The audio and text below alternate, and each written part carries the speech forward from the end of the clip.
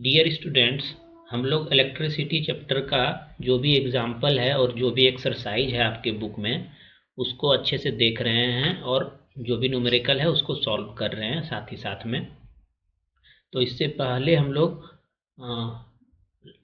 Part 4 तक cover कर चुके हैं। आज पार्ट 5 है इस सीरीज का। तो इसमें हम लोग आज का जो एक्सरसाइज है उसमें क्या इम्पोर्टेंट क्वेश्चन है और उसको कैसे सॉल्व करना है वो हम लोग देखेंगे। ये क्वेश्चंस है जो कि आपके बुक में दिया हुआ है। ये पेज नंबर 188 है। इसका पहला जो प्रॉब्लम है वो कुछ इस प्रकार से है। जज the equivalent resistance when the following are connected in parallel. मतलब दो सिचुएशन दिया गया है आपको। ए में कुछ अलग सिचुएशन है और बी में कुछ अलग सिचुएशन है। यहाँ पे दो रेसिस्टर दिया हुआ है, एक 1 ओम का है, एक 10⁶ ओम का है। ठीक है। तो और दूसरा में है टोटल 3 रेसिस्टर्स है, एक 1 ओम का है, एक 10⁻³ ओम का है और एक 10⁶ ओम का है। और ये सभी कनेक्ट कैसे हैं? तो पैरेलली कनेक्ट है। ठीक है। ये सभी पैरेलल में कनेक्ट कनेक्ट किया हुआ है। तो यहाँ पे करना क्या है हम लोगों को? इक्विवेलेंट रेसिस्टेंस इसका जज करना है। ठीक है।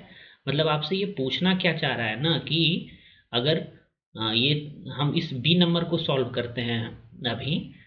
ए नंबर जो प्रॉब्लम है दोनों सेम जैसा ही है, तो अगर हम बी को सॉल्व करेंगे तो ए आपको अपने आप समझ में आ जाएगा। तो यहाँ बोला क्या गया है कि ये 3 रेसिस्टर्स है और ये तीनों रेसिस्टर पैरेलल में कनेक्ट है। तो सबसे पहले हम इसको पैरेलल में कनेक्ट कर लेते हैं। ठीक है। तो पैरेलल में अगर हम इस तीनों रेसिस्टर को कनेक्ट करें तो कुछ इस प्रकार से इसका जो सर्किट डायग्राम बनेगा इस प्रकार से होगा। ये तीनों पैरेलल में कनेक्ट हो गया। ठीक है। इसको मिटा लेते हैं यहाँ से, एक्स्ट्रा बन गया था ये। ठीक है।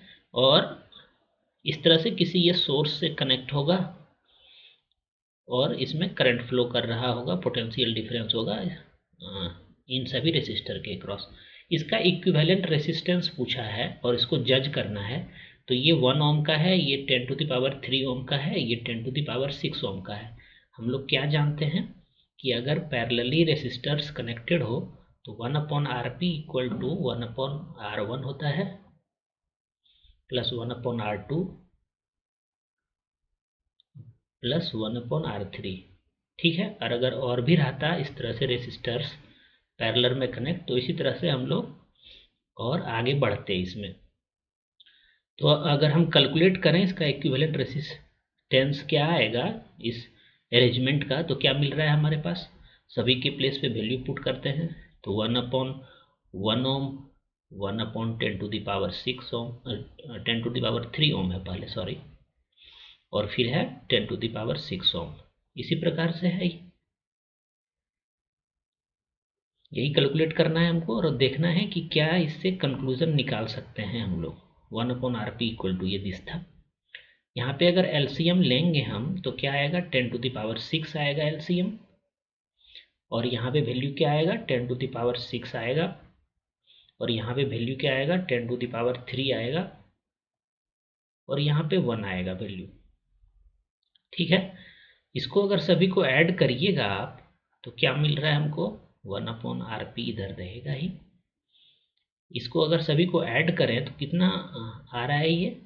सबसे फर्स्ट में तो 1 रहेगा, फिर 00,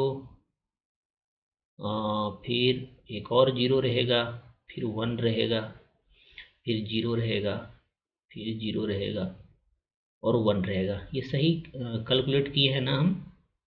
1000, फिर 6 टाइम्स 0 सही है। और नीचे में क्या रहेगा? 6 टाइम्स 0 रहेगा।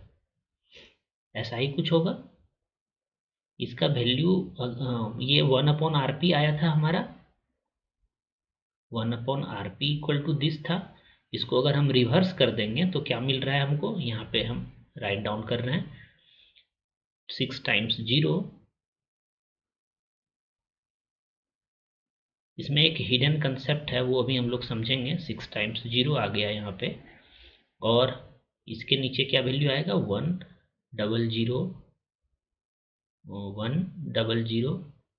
1 ये आया हमारा आरपी का वैल्यू। ठीक है, मतलब इसका इक्विवेलेंट रेसिस्टेंस जो होगा इस सिस्टम का, ये इतना ओम होगा।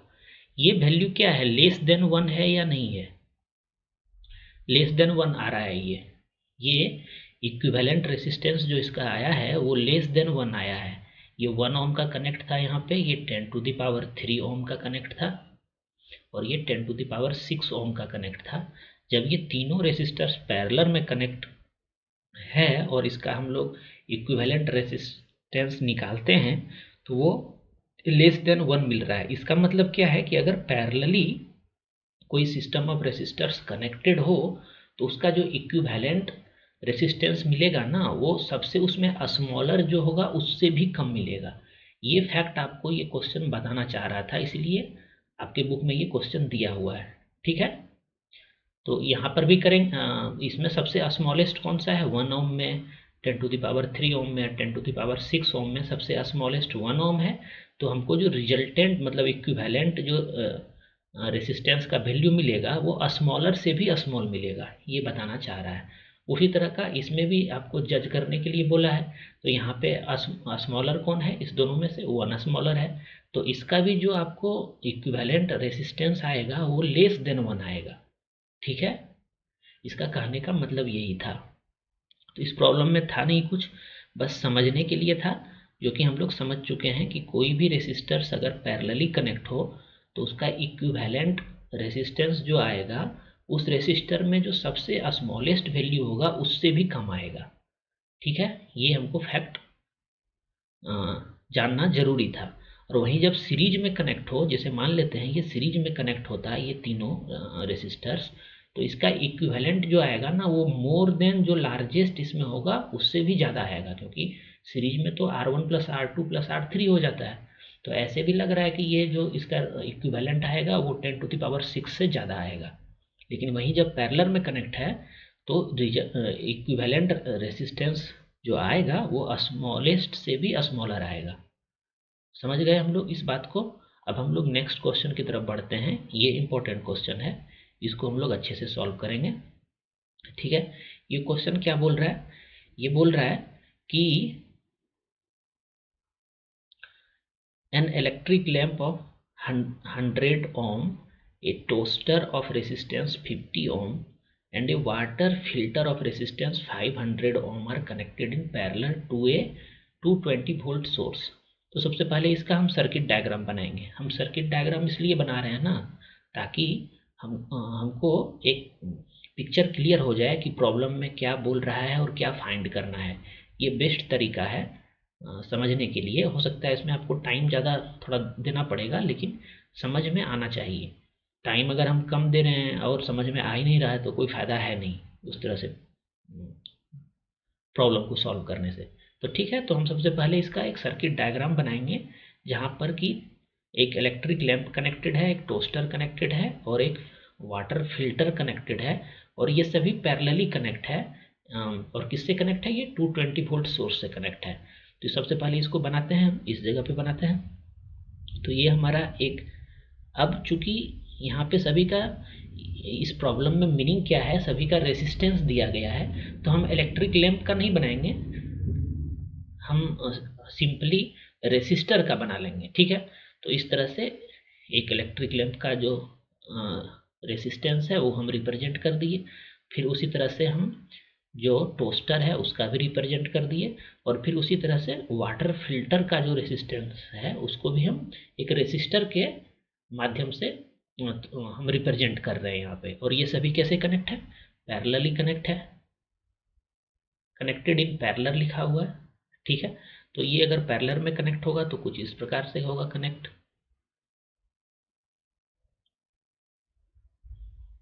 पैरेलल में तो ऐसा ही कनेक्शन होता है ना।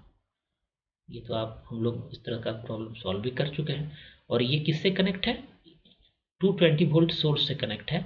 तो मतलब ये सभी जो है एक 220 वोल्ट सोर्स से कनेक्ट है, जिसको कि हम यहाँ पे आप चाहें तो बैटरी भी बना सकते हैं। तो इसको हम बैटरी ही बना लेते हैं, मोर देन वन सेल बना लेते हैं। तो ये पॉजिटिव, ये नेगेटिव, फिर पॉजिटिव आएगा, फिर नेगेटिव आएगा टर्मिनल। ठीक है, इस प्रकार से ये कनेक्टेड है। अब हम लोग चलते हैं इसमें आगे क्या बोल रहा है। सभी का जो रेसिस्टेंस का वैल्यू है वो भी हम यहाँ पे राइट डाउन कर देते हैं। तो इसका कितना है, 100 ओम है, इसका कितना है, 50 ओम है, और जो वाटर फिल्टर है उसका कितना है, 500 ओम है। तो सभी वैल्यू को हम यहाँ पे लिख दिए।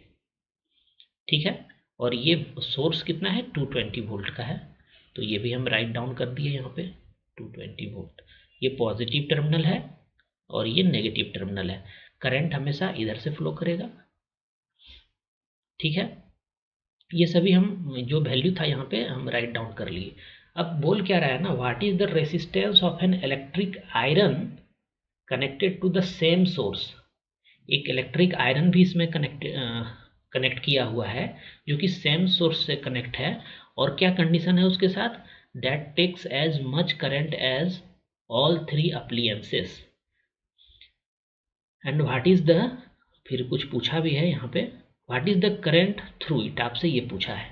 ठीक है, तो क्या बोल रहा है यहाँ पे कि एक इलेक्ट्रिक आयरन भी कनेक्ट है, और वो इलेक्ट्रिक आयरन जो कनेक्ट है वो सेम सोर्स से कनेक्ट है, और वो उतना ही करंट ड्रॉ कर रहा है जितना कि ये तीनों मिलके ड्रॉ कर रहा है।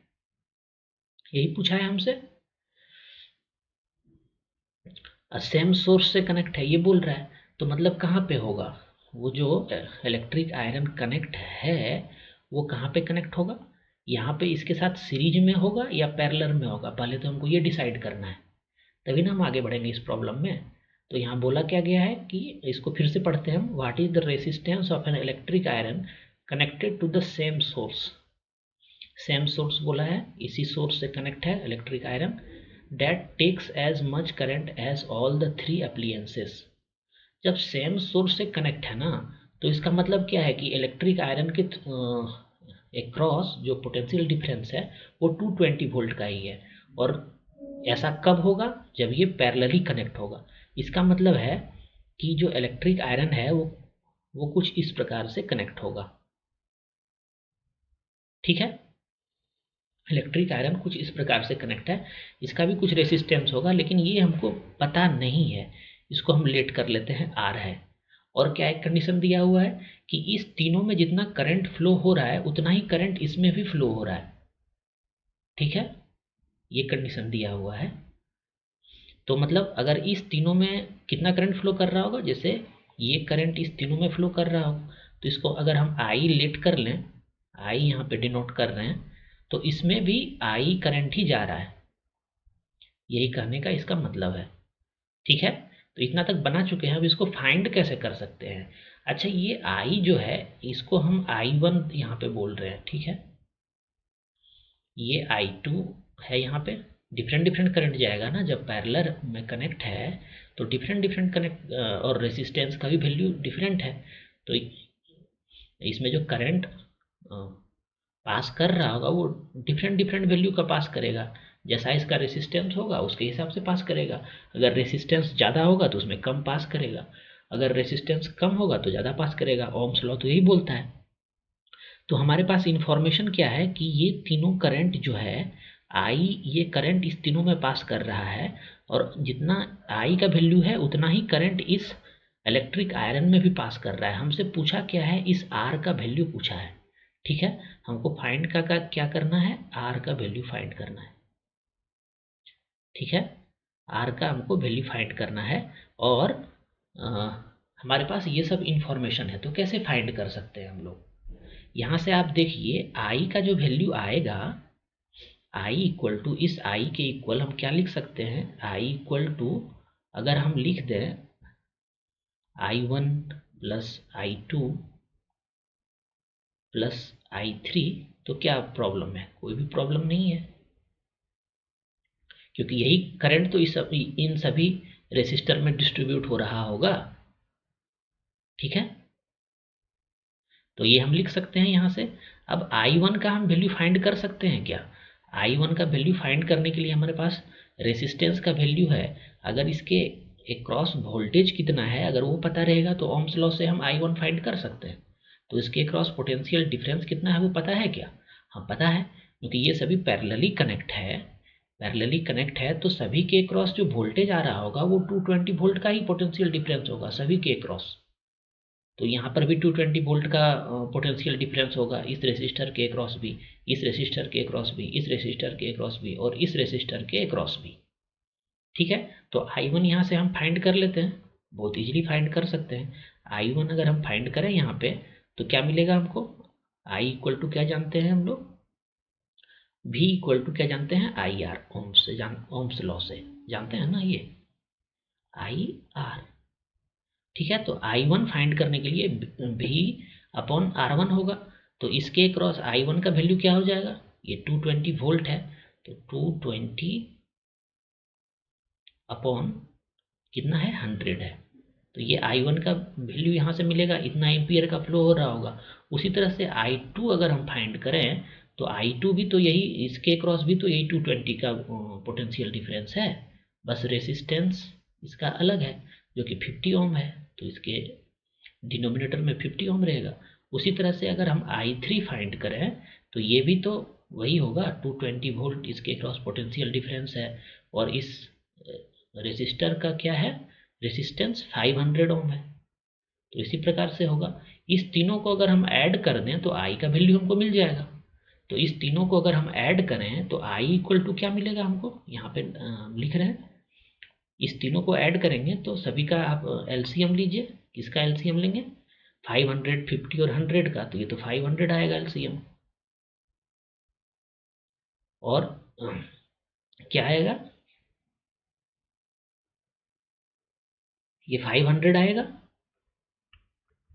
220 को हम कॉमन ले लेते हैं यहाँ से ताकि आसानी होगा हमको करने में। ये आप इतना समझ सकते हैं इसलिए हम इसको ये स्किप कर रहे हैं। तो इसके लिए 1 आएगा यहाँ पे, और इससे क्या होगा ना, ये जो सॉल्व करेंगे हम वो बहुत सिंपली सॉल्व हो जाएगा। और इसके क्रॉस कितना आएगा? ये 10 टाइम से जाएगा तो यहाँ पे 10 आएगा, ऐसा ही आएगा कुछ। और इसके लिए क्या आएगा? 5 आएगा। ठीक है, इतना ही आ रहा है। अब इसको अगर हम देखें तो ये कितना टोटल आ रहा है हमारे पास? 220 इंटू 16 आ रहा है अपॉन 500। यही करंट चल रहा है, यही ये किसका वैल्यू है? I का वैल्यू है। मतलब हम ये फाइंड कर चुके हैं इतना एम्पियर फ्लो हो रहा है, और इतना ही करंट इस रेसिस्टर के क्रॉस भी फ्लो कर रहा होगा, है ना। तो अब हमको ये R का वैल्यू चाहिए था, तो यहाँ पर भी ओम्स लॉ लगाएंगे हम, और इसके लिए वोल्टेज क्या हो जाएगा? 220 वोल्ट ही होगा, क्योंकि ये भी पैरेलली कनेक्ट है। तो वोल्टेज इसके क्रॉस 220 वोल्ट है, और जितना करंट यहाँ पे फ्लो हो रहा था उतना ही करंट यहाँ पर भी है। तो ये हम वैल्यू फाइंड कर चुके हैं, इतना एम्पियर है, तो इससे जो करंट फ्लो कर रहा होगा वो भी उतना ही कर रहा होगा। तो हमारे पास I भी है और हमारे पास पोटेंशियल डिफरेंस भी है, तो R तो हम इजीली फाइंड कर सकते हैं। R इक्वल टू इस रिलेशन से क्या आ जाएगा? V/R आएगा। R इक्वल टू अगर ओम्स लॉ लगाएं हम तो V/I आएगा। और V कितना है हमारा? इस रेसिस्टर के अक्रॉस वोल्टेज पोटेंशियल डिफरेंस कितना है? 220 वोल्ट है, तो 220 वोल्ट है। और I कितना कैलकुलेट किए हैं हम, जो यहाँ पे फ्लो कर रहा था, ये I इतना फ्लो किए हैं, तो इसको डिवाइड कर देते हैं। अगर इसको आप डिवीजन को चेंज करेंगे मल्टीप्लिकेशन में तो 500 यहाँ पे आ जाएगा, और नीचे क्या मिलेगा हमको? 220 इंटू 16, इतना ही मिलेगा। यही R का वैल्यू आएगा हमारे पास।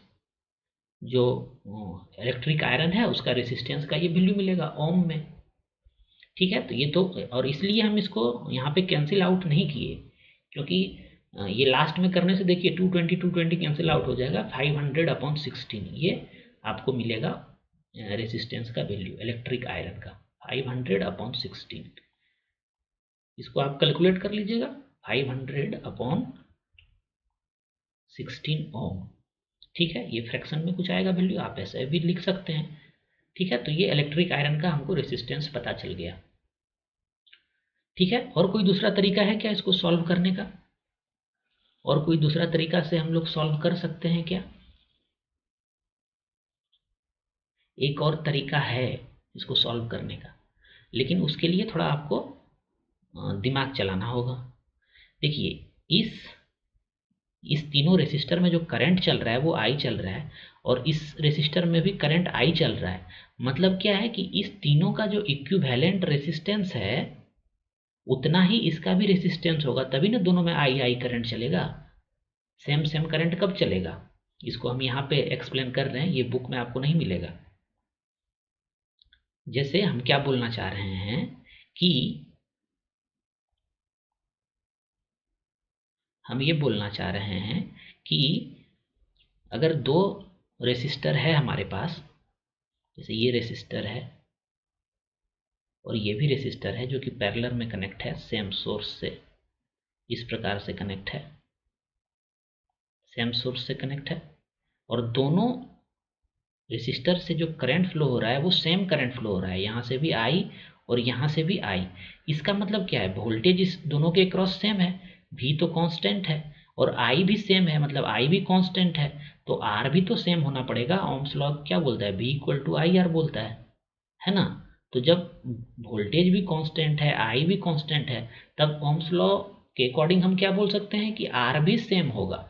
मतलब जितना इसका रेसिस्टेंस का वैल्यू होगा उतना ही ये भी होगा। तो हम ये तो कैलकुलेट कर चुके हैं, ये अगर हम कैलकुलेट करना चाहें कि ये इसका इक्विवेलेंट रेसिस्टेंस क्या होगा, तो फिर हम ये कैलकुलेट कर सकते हैं। जितना इसका इक्विवेलेंट रेसिस्टेंस होगा उतना ही इसका भी रेसिस्टेंस होगा, क्योंकि दोनों में सेम करंट चल रहा है।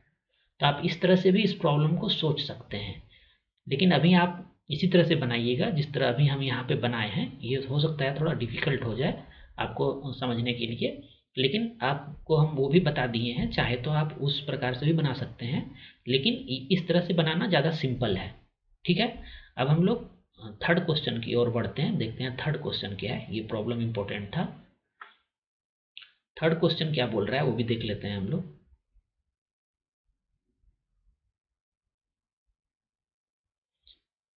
थर्ड क्वेश्चन जो है इसी एक्सरसाइज का, वो क्या है?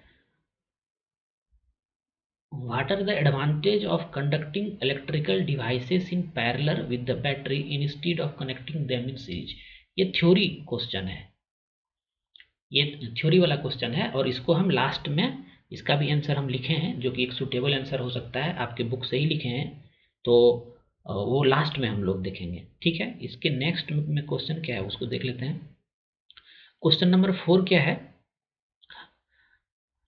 How can three resistors of resistance 2 ohm, 3 ohm and 6 ohm be connected to give a total resistance of 4 ohm? And second part है इसका 1 ohm।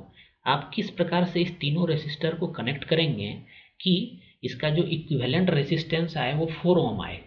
आपको हिट एंड ट्रायल करना है, ये तभी आएगा समझ में। तो हमको तो समझ में आ रहा है, ये हमको 4 ohm चाहिए ना, तो हम इस प्रकार से अगर कनेक्ट कर लें, ये 2 ohm को हम यहाँ पे कनेक्ट कर लिए, ठीक है, और इसके पैरेलल में हम कनेक्ट कर लें 3 ohm और 6 ohm को, ये 3 ohm को कनेक्ट कर लिए, ये 6 ohm को कनेक्ट कर लिए, ये 3 है, ये 6 है। ठीक है, देखिए इसका इक्विवेलेंट क्या मिल रहा है आपको, इस सिस्टम का इक्विवेलेंट रेसिस्टेंस क्या मिल रहा है। ये दोनों पैरेलल में है तो इसका वैल्यू कितना मिलेगा? इसका 2 मिलेगा।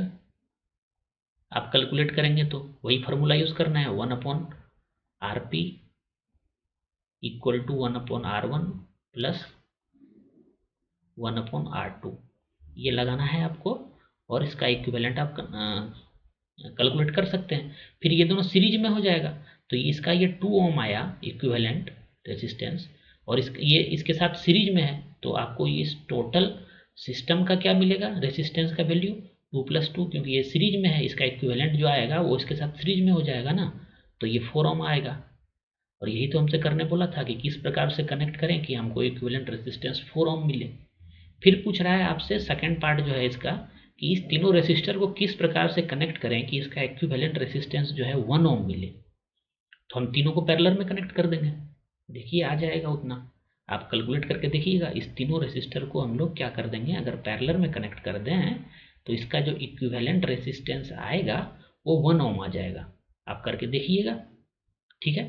तो ये पार्ट हम आपके लिए छोड़ रहे हैं। अगर इस तीनों को पैरेलली कनेक्ट कर दें हम, तो ये इसका जो इक्विवेलेंट रेसिस्टेंस आएगा वो 1 ओम आ जाएगा। आप वेरीफाई कर लीजिएगा इस चीज़ को। तो 4th नंबर क्वेश्चन भी देख चुके हैं हम लोग। अब 5th नंबर प्रॉब्लम की तरफ बढ़ते हैं। देखते हैं 5th नंबर क्या है। ये लास्ट है। व्हाट इज, फर्स्ट क्वेश्चन जो है what is A the highest, B part जो है इसका, the lowest total resistance that can be secured by combination of 4 coils of resistance 4 ohm, 8 ohm, 12 ohm and 24 ohm. ये भी सोचने वाला क्वेश्चन है जिसमें कि आपको सोचना है। क्या बोला है कि आपके पास ये 4 रेसिस्टर्स है और इस 4 रेसिस्टर से आप हाईएस्ट रेसिस्टेंस प्रोड्यूस करना चाह रहे हैं। कॉम्बिनेशन इस 4 रेसिस्टर को आप किस प्रकार से जोड़ेंगे कि आपको उसका जो रिजल्टेंट रेसिस्टेंस मिले वो हाईएस्ट मिले। ये तो सिंपल सी बात है। सीरीज में हम जब भी कनेक्ट करते हैं तो हाईएस्ट मिलेगा हमको। तो इसका जो फर्स्ट पार्ट है उसका आंसर ऐसा हो जाएगा कि अगर हम सभी को सीरीज में कनेक्ट कर दें, सभी रेसिस्टर को, ये जो 4 रेसिस्टर है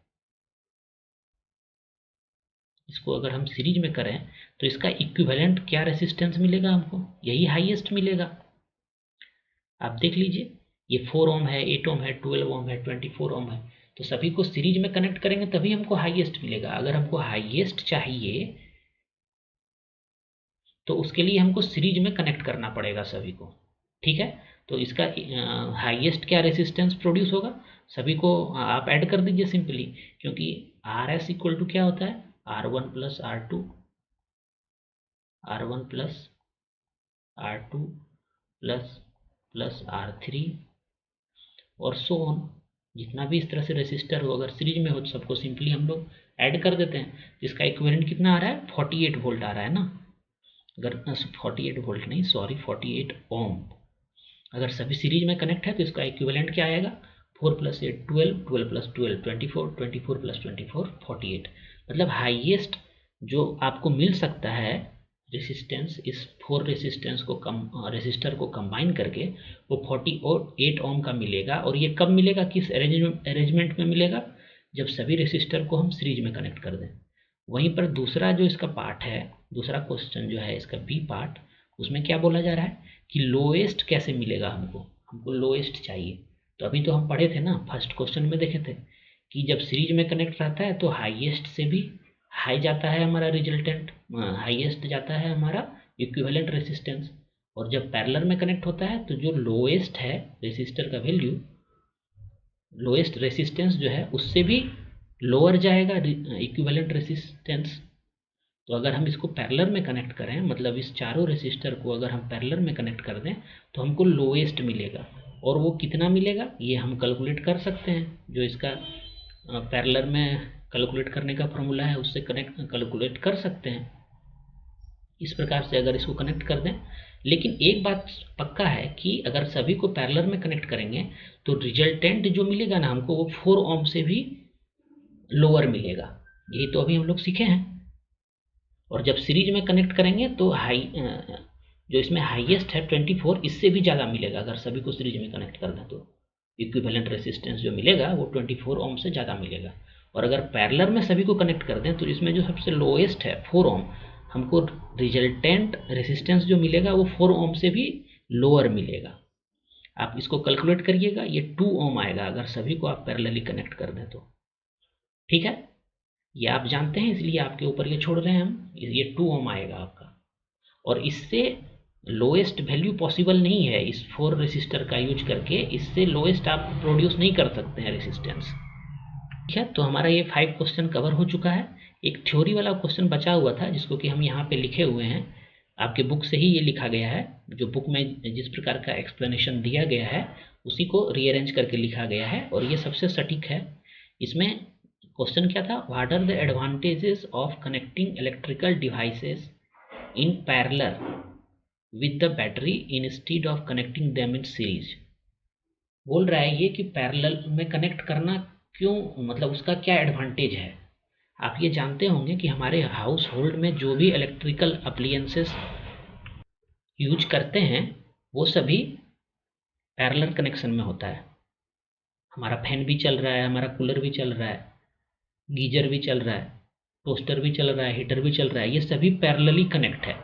अगर इसको हम सीरीज में कनेक्ट करते तो क्या प्रॉब्लम हो जाता? पैरेलल में ही क्यों कनेक्शन को रखा गया है? इसका रीजन क्या है कि in a series circuit the current is constant throughout the electric circuit.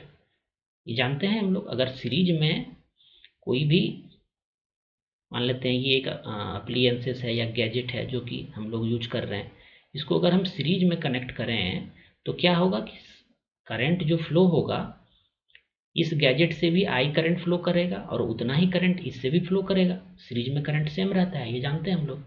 इससे प्रॉब्लम क्या होगा? But different gadgets need currents of widely different value to operate properly. लेकिन दिक्कत क्या है ना कि हर एक गैजेट को मतलब डिफरेंट डिफरेंट करंट चाहिए प्रॉपरली वर्क करने के लिए। जैसे आयरन को ज़्यादा करंट चाहिए, वहीं पर अगर हम कोई मोबाइल फ़ोन चार्ज कर रहे हैं तो उसको बहुत कम करंट चाहिए। तो अगर हम सभी को सीरीज में कनेक्ट कर देंगे तो आयरन के लिए भी हमको मान लेते हैं अगर 5 एम्पियर का करंट चाहिए या 10 एम्पियर का करंट चाहिए या आई ही मान लेते हैं, अभी ये मत करिए, ठीक है। तो इलेक्ट्रिक आयरन को ज़्यादा चाहिए करंट, जबकि हमको मोबाइल फ़ोन चार्ज करने के लिए हमको बहुत कम करंट का ज़रूरत है। अगर हम दोनों को सीरीज में कनेक्ट कर देंगे तब तो दोनों में सेम ही करंट चलेगा। तो क्या ये दोनों वर्क करेगा? नहीं करेगा वर्क, क्योंकि हमको इलेक्ट्रिक आयरन में हीटिंग इफेक्ट चाहिए करंट का, और वो हीट नहीं होगा तो किसी काम का नहीं है। और उतना ही अगर हम करंट मोबाइल फ़ोन एडाप्टर को दे दें, सप्लाई कर दें, तो हमारा हो सकता है एडाप्टर ख़राब हो जाए। तो ये प्रॉब्लम है सीरीज में कनेक्ट करने से कि सेम करंट फ्लो होगा और डिफरेंट गैजेट्स को डिफरेंट अमाउंट ऑफ करंट का ज़रूरत है अगर उसको सही से काम करवाना है हमको। तो एक तो ये इसका डिसएडवांटेज है सीरीज में, और दूसरा डिसएडवांटेज क्या है इसका? Also when one component fails in series connections the circuit is broken and none of the components work. दूसरा इसका डिसएडवांटेज क्या है कि अगर सीरीज में सभी गैजेट्स को हम कनेक्ट कर दें तो क्या मान लेते हैं ये किसी कारण से फेल हो गया, ये जो है किसी कारण से फेल हो गया, तो फिर इसको करंट नहीं मिलेगा और ये काम करेगा ही नहीं। ये फेल हो गया, ये तो मतलब ब्रोकन हो गया ये सर्किट ब्रोकन हो गया तो इसमें करंट फ्लो करेगा ही नहीं, तो ये दूसरा काम करेगा ही नहीं। जबकि दूसरा सही है, ये खराब नहीं हुआ है, फिर भी ये काम नहीं करेगा क्योंकि इसके साथ सीरीज में जो दूसरा गैजेट है वो किसी कारण से खराब हो गया है और उसके वजह से ये सर्किट कंप्लीट नहीं हुआ है, क्लोज्ड नहीं बन पाया, ब्रोकन हो गया। तो ये दूसरा अप्लायंस जो है या फिर जो गैजेट है वो काम नहीं करेगा। वहीं पैरेलल में जब हम कनेक्ट करते हैं, ये parallel circuit divides the current through the electric gadgets. जब हम पैरेलल में करते हैं ना कनेक्ट, जो हम लोग हाउस होल्ड में यूज करते हैं, कुछ इस प्रकार से कनेक्ट होता है, पैरेलली सभी कनेक्ट होता है। तो इसका एडवांटेज क्या है कि जिसको जितना करंट चाहिए, मान लेते हैं कि किसी का रेसिस्टेंस ज़्यादा है तो उसको कम करंट चाहिए, उसमें कम करंट फ्लो करेगा। किसी का जो रेसिस्टेंस है वो कम है तो उसमें ज़्यादा करंट फ्लो करेगा, ठीक है। तो ये हमारा फुलफिल हो गया कि हमको जिसमें ज़्यादा करंट देना था उसमें हम आराम से उसमें चला जाएगा करंट, जैसा उसका रेसिस्टेंस होगा उसके हिसाब से इसमें करंट फ्लो कर जाएगा और इसमें वोल्टेज सेम रहेगा। तो V equal to I R हम लोग ओम्स लॉ से जानते हैं। तो अगर वोल्टेज सेम है तो I क्या हो जाएगा? इन्वर्सली प्रोपोर्शनल टू रेसिस्टेंस हो जाएगा। अगर ज़्यादा रेसिस्टेंस का वैल्यू है तो उसमें करंट कम फ्लो करेगा, ठीक है। तो ये पैरेलल में कनेक्ट करने का ये एक एडवांटेज है। वहीं दूसरा एडवांटेज क्या है कि मान लेते हैं किसी कारण से ये जो गैजेट है ये काम करना बंद कर दे, फिर भी ये इसमें हमको करंट फ्लो करता ही रहेगा, ये काम करता ही रहेगा सेकंड वाला गैजेट, ठीक है। तो ये एडवांटेज है, जबकि ये सीरीज में वैसा एडवांटेज नहीं था। वही सारा चीज़ यहाँ पर भी लिखा हुआ है, ठीक है। इसीलिए हम लोग का हाउस होल्ड में जो कनेक्शंस होता है, जो भी हम लोग यूज़ कर रहे हैं, जितना भी सारा चीज़ यूज़ कर रहे हैं, तो वो सभी पैरेलली कनेक्ट होता है और सभी के अक्रॉस 220 वोल्ट का सप्लाई होता है। लेकिन ये AC करंट होता है, ठीक है। AC करंट हमारे घर पे आता है ना, DC नहीं आता है, बैटरी वाला नहीं आता है। वो समझेंगे आगे, अगर वो होगा आपके बुक में तो वो समझेंगे, अभी फ़िलहाल नहीं है तो इसको नहीं समझते हैं। बस इतना जानते हैं कि हम लोग के हाउस होल्ड में जो करंट ये कनेक्शंस होता है वो पैरेलल में होता है। ठीक है, तो आज ये कंप्लीट हो चुका है। और अगर मेरे लेक्चर से आपको कुछ बेनिफिट हो रहा है तो आप मेरे वीडियोस को लाइक कर सकते हैं और मेरे चैनल को सब्सक्राइब कर सकते हैं। आज का जो आपके लिए प्रॉब्लम है वो हम आपको अभी बता रहे हैं, आपको इसका आंसर कमेंट सेक्शन में देना है। ठीक है, अगर किसी कंडक्टर का हम लेंथ डबल कर दें, जैसे मान लेते हैं ये कंडक्टर है हमारे पास, इसका लेंथ जो है L1 है, और हम इसी मटेरियल का एक दूसरा कंडक्टर ले रहे हैं जिसका कि जो लेंथ है वो L2 है, 2L1 है, इससे डबल है। ठीक है, और क्रॉस सेक्शनल एरिया जो है इसका भी A है, इसका भी A है। तो क्रॉस सेक्शनल एरिया सेम है लेकिन इसका जो लेंथ है वो इससे डबल है, इस कंडक्टर का मटेरियल सेम है। तो रेसिस्टेंस R1 जो होगा इस कंडक्टर का, इस कंडक्टर में एक रेसिस्टेंस भी होगा ना, और इस कंडक्टर में भी कुछ रेसिस्टेंस होगा। तो ये R1 और R2 में क्या रिलेशन होगा ये आपको बताना है। R1 इक्वल टू R2 होगा, 2R1 इक्वल टू R2 होगा, या R1 इक्वल टू 2R2 होगा। ये आपको बताना है कमेंट सेक्शन में। देखते हैं इसका आंसर कौन बता पाता है। जिसने इस चैप्टर का थ्योरी अच्छे से समझा है वही इसका आंसर दे सकता है। देखते हैं आप लोगों में से कौन इसका आंसर दे सकता है। प्रॉब्लम आप समझ गए होंगे कि ये दोनों कंडक्टर सेम मटेरियल का बना हुआ है, इसका लेंथ L1 है, इसका लेंथ 2L1 है, इसका क्रॉस सेक्शनल एरिया A है, इसका भी क्रॉस सेक्शनल एरिया A है। आपको इसका रेसिस्टेंस और इसका रेसिस्टेंस में क्या रिलेशन होगा वो बताना है कमेंट सेक्शन में।